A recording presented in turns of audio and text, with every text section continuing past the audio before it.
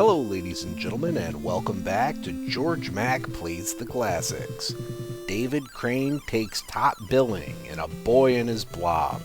There's trouble on Blobonia, and you and your pet Blob, Blobbert, need to find a way back to defeat the evil Emperor. Blobbert loves jelly beans, and after eating them will transform into something helpful. So build up your riches, buy some vitamins, and rocket your way to Blobonia to save the world. From your front door, you have to head into the subway and search for the aforementioned treasure. The punch jelly bean creates a hole in the ground that you can fall through. Pressing the B button whistles, which either turns the blob back to his normal form or calls him to you. The licorice ladder is often used to climb up a small ways. As you move forward, you pick up speed, but if you fall off a ledge, you may lose a life. Anything more than a screen and a half fall is instant death, unless you use the vanilla umbrella. Gaps in the ground can be closed with the strawberry bridge. The cola bubble is necessary for getting a lot of treasure underwater. Be careful though, because there are rock formations that will instantly kill you. This treasure takes a lot of practice to pick up. The cinnamon blowtorch is used in one spot to burn down a spider web, and then if you need to place the blob in a specific spot.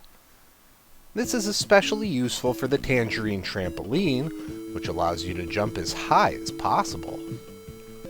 If you get separated from the blob, you can toss him a honey jelly bean to turn him into a hummingbird. If you can't reach him with a jelly bean, try the ketchup jelly bean to get Blobbert to catch up. The apple jack is needed to get out of the sewers.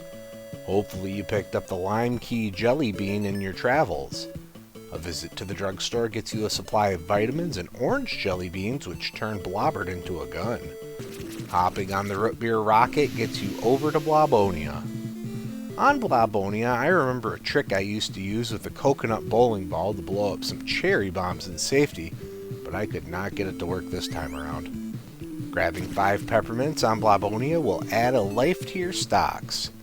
There are a lot of obstacles between you and the big boss, but when you get to the final screen, you need to chuck him the right bean to win the game.